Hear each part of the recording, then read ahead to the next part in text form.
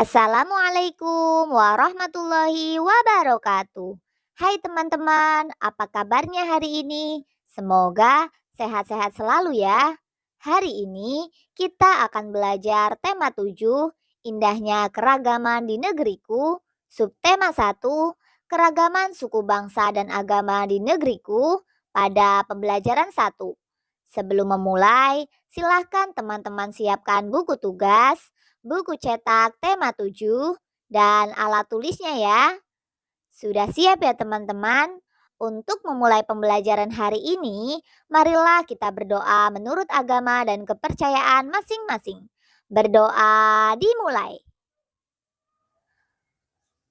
Berdoa selesai. Tetap semangat ya teman-teman. Salam cemerlang, cerdas, menyenangkan, riang, gemilang. Pada pembelajaran 1 kali ini, kita akan mempelajari muatan bahasa Indonesia dan muatan IPA. Pada muatan bahasa Indonesia, kita akan mempelajari kompetensi dasar 3.7, yaitu menemukan informasi penting dan menemukan kata-kata sulit pada teks non-fiksi. Sedangkan pada muatan IPA, kita akan mempelajari kompetensi dasar 3.3, yaitu mengenal gaya. Teman-teman, muatan yang akan kita pelajari pertama yaitu bahasa Indonesia. Menuliskan kata-kata sulit yang terdapat dalam teks. Ayo membaca. Suku bangsa di Indonesia. Sejak dahulu kala, bangsa Indonesia hidup dalam keragaman. Kalimat Bhinneka Tunggal Ika pada lambang negara Garuda Pancasila bukan cuma slogan. Penduduk Indonesia terdiri atas beragam suku bangsa, agama, bahasa, adat, dan budaya. Tetapi semua dapat hidup rukun berdampingan. Berdasarkan hasil sensus Badan Pusat Statistik atau BPS tahun 2010, bangsa Indonesia terdiri atas 1.331 suku. Berdasarkan sensus itu pula, suku bangsa terbesar adalah suku Jawa yang meliputi 40,2% dari penduduk Indonesia. Suku Jawa ini merupakan gabungan dari suku-suku bangsa di Pulau Jawa, yaitu Jawa, Osing, Tengger, Samin, Bawean, Naga, dan suku-suku lainnya. Suku yang paling sedikit jumlahnya adalah suku Nias dengan jumlah 1.041.925 jiwa atau hanya 0,44% dari jumlah penduduk Indonesia. Namun, suku-suku Papua yang terdiri atas 466 suku jumlahnya hanya 2.693.630 jiwa atau 1,14% dari jumlah penduduk Indonesia. Sedangkan etnis Tionghoa jumlahnya 2.832.510 jiwa atau 1,2% penduduk Indonesia. Nah, teman-teman, setelah membaca, kita bisa menemukan kata-kata sulit pada teks berjudul Suku Bangsa di Indonesia. Teks tersebut menggunakan kosakata yang beragam. Ada kosakata yang sudah kita pahami artinya, ada pula kosakata yang belum kita pahami artinya. Kita bisa menemukan arti kata-kata sulit di dalam kamus. Kita bisa menuliskannya dalam bentuk tabel seperti berikut ini. Kata sulit yang pertama, suku bangsa. Artinya, kesatuan sosial yang dapat dibedakan dari kesatuan sosial lain berdasarkan kesadaran akan identitas perbedaan kebudayaan, khususnya bahasa. Kata sulit yang kedua yaitu slogan. Artinya, perkataan atau kalimat pendek yang menarik atau mencolok dan mudah diingat untuk memberitahukan atau mengiklankan sesuatu. Kata sulit yang ketiga yaitu sensus. Penghitungan jumlah penduduk, tingkat ekonomi, dan sebagainya yang dilakukan oleh pemerintah dalam jangka waktu tertentu, misalnya waktu 10 tahun, dilakukan secara serentak dan bersifat menyeluruh dalam batas wilayah suatu negara untuk kepentingan demografi negara yang bersangkutan cacah jiwa. Nah, teman-teman, selanjutnya bagaimana caranya untuk menentukan pokok pikiran atau gagasan pokok paragraf? Cara menentukannya yaitu 1. Membaca seluruh kalimat dalam paragraf. 2. Menandai kalimat awal, kalimat akhir, atau kalimat awal dan akhir paragraf. 3. Menandai pikiran pokok yang terdapat di awal, akhir, atau awal dan akhir paragraf. Teman, kita sudah mengingat cara menentukan gagas pokok paragraf. Selanjutnya, kita bisa menentukan gagasan pokok setiap paragraf pada teks berjudul Suku Bangsa di Indonesia. Teks tersebut berisi tentang keragaman suku bangsa di Indonesia. Teks tersebut terdiri dari 2 paragraf. Kita bisa menentukan gagasan pokok setiap paragraf seperti contoh berikut ini. Gagasan pokok paragraf 1, bangsa Indonesia memiliki keragaman perbedaan, tetapi penduduk Indonesia tetap rukun hidup berdampingan. Gagasan pokok paragraf kedua yaitu, berdasarkan hasil sensus BPS, Indonesia memiliki 1331 suku bangsa. Teman-teman, muatan yang akan kita pelajari selanjutnya yaitu IPA. Ayo bercerita, mengenal gaya. Indonesia memiliki keragaman alat transportasi tradisional. Alat transportasi ini memanfaatkan tenaga hewan seperti kuda, sapi, dan kerbau. Hewan-hewan tersebut mampu memberi gaya untuk menarik gerobak hingga bergerak. Selain pada alat transportasi, kita juga membutuhkan gaya untuk melakukan kegiatan sehari-hari. Misalnya, ketika kita melakukan tarikan atau dorongan pada meja atau kursi agar bergerak. Teman, dorongan atau tarikan terhadap benda juga dapat mengubah bentuk. Perubahan bentuk tersebut dapat bersifat sementara atau tetap. Sebagai contoh, ketika kita memeras spons pencuci piring. Spons dapat berubah bentuk ketika kita peras, tetapi bentuk spons akan kembali seperti semula ketika kita lepaskan. Perubahan bentuk pada spons tersebut bersifat sementara. Contoh lainnya adalah ketika kita membuat adonan kue. Kita dapat menarik atau menekan adonan hingga mendapatkan bentuk yang kita inginkan. Perubahan bentuk pada adonan kue tersebut bersifat tetap. Jadi, teman-teman, kita dapat menyimpulkan bahwa gaya merupakan dorongan atau tarikan yang menyebabkan benda bergerak atau berubah bentuk. Ayo mencoba melakukan percobaan tentang gaya. Kita akan melakukan percobaan untuk membuktikan adanya gaya. Gaya dapat kita terapkan terhadap benda-benda di sekitar.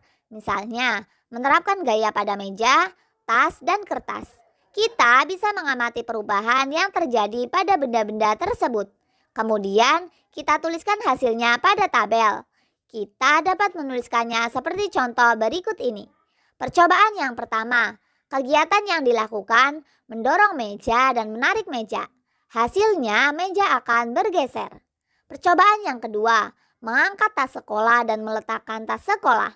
Hasilnya yaitu tas berpindah. Percobaan ketiga, melipat kertas dan meremas kertas. Hasilnya, kertas apabila dilipat akan berubah bentuk menjadi kecil. Sedangkan jika diremas, kertas berubah bentuk menjadi tidak beraturan. Teman-teman, aktivitas yang telah kita lakukan terhadap meja sehingga meja bergeser disebut gaya.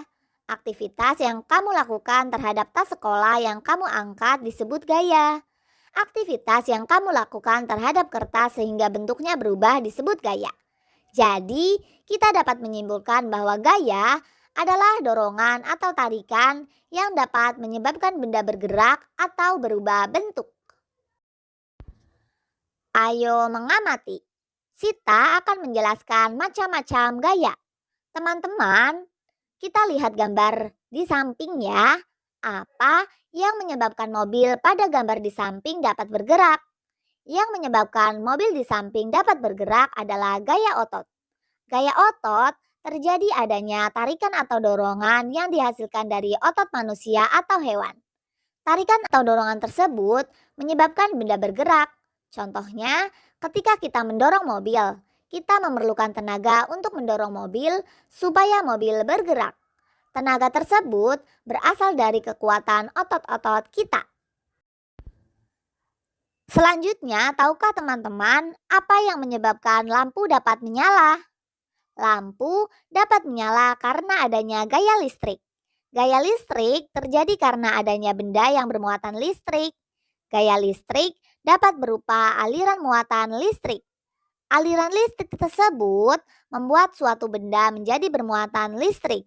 Contohnya, lampu bohlam menyala ketika ada aliran listrik yang melewatinya.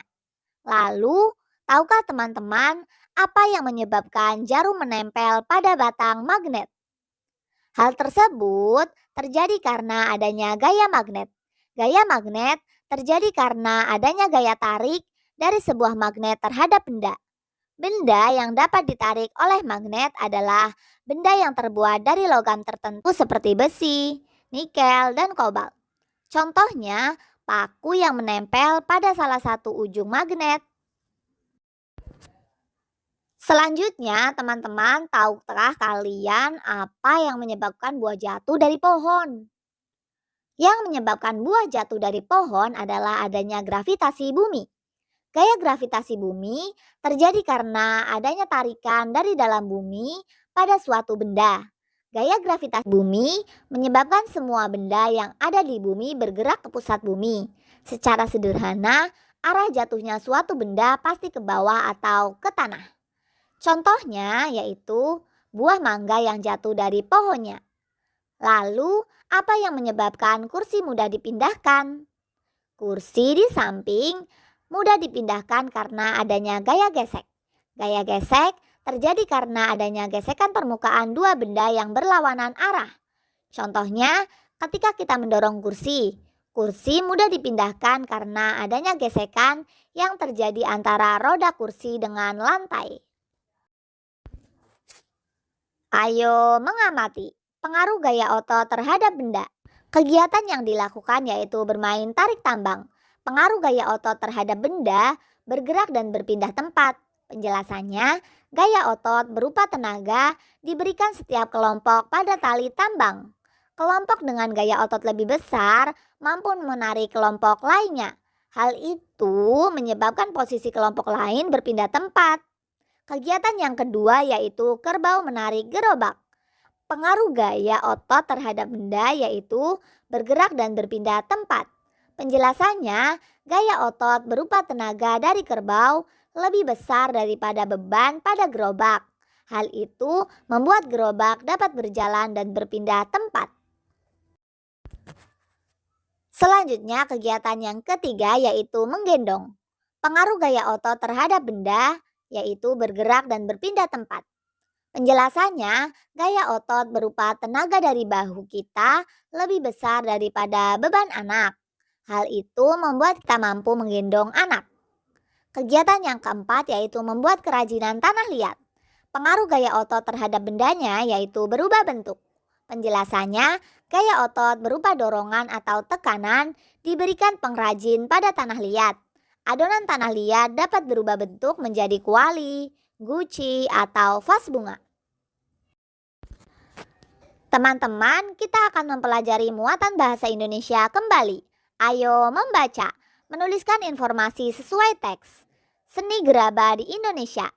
Tahukah kamu apa yang disebut gerabah?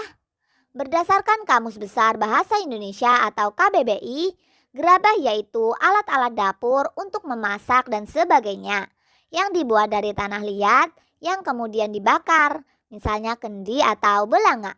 Memang awalnya pembuatan gerabah untuk memenuhi kebutuhan alat-alat dapur. Namun dalam perkembangannya seni kerajinan gerabah meluas dan menghasilkan beraneka macam benda. Pembuatan gerabah secara tradisional tersebar di wilayah Nusantara. Di Jawa, tempat yang terkenal dengan pembuatan gerabah adalah Kasongan, Yogyakarta. Kasongan adalah nama daerah di Kecamatan Kasihan, Bantul. Letak Kasongan kurang lebih 8 km di sebelah barat daya Yogyakarta. Gerabah Kasongan awalnya biasa saja. Perajin Kasongan dahulu hanya membuat barang-barang rumah tangga seperti anglo, cobek, atau kendi. Namun, pada tahun 1970-an, Bapak Sabto atau Hudoyo, seorang seniman Yogyakarta, mendidik perajin di sana. Namun pada tahun 1970-an, Bapak Sabto Hudoyo, seorang seniman Yogyakarta, mendidik perajin di sana. Mereka diajari cara membuat karya seni dari tanah liat. Sejak saat itu, seni gerabah semakin bermunculan. Para perajin membuat kendi yang lebih unik. Mereka juga membuat vas yang dilengkapi aneka hiasan. Semakin hari, pengetahuan dan keahlian perajin makin berkembang. Hasilnya seperti kita lihat hari ini.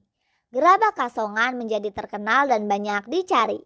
Di Kabupaten Lombok Barat, Nusa Tenggara Barat, ada sebuah daerah yang terkenal dengan seni pembuatan gerabah, yaitu di Banyumulai.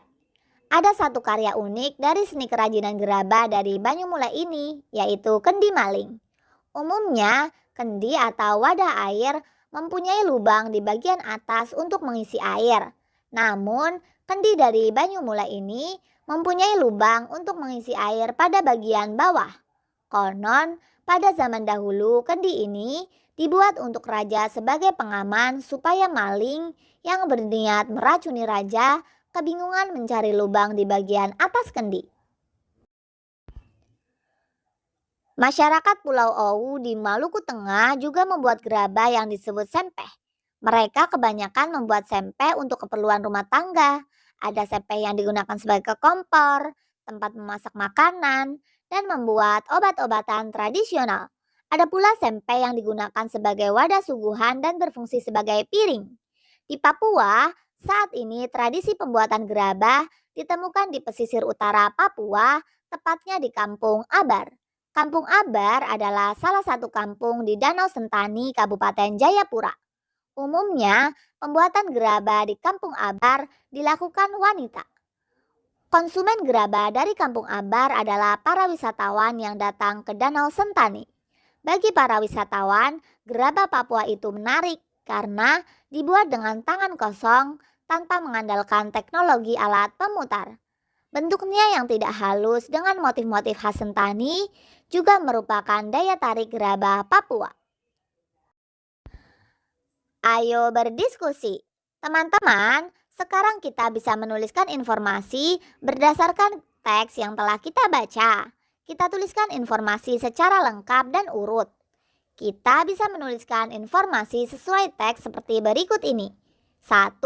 Gerabah menghasilkan beraneka ragam macam barang yang terbuat dari tanah liat kemudian dibakar.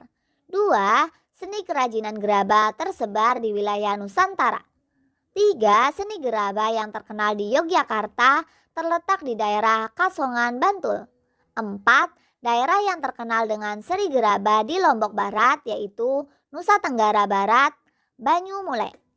Seni kerajinan gerabah pada masyarakat Pulau Owu di Maluku Tengah disebut sempeh. 6.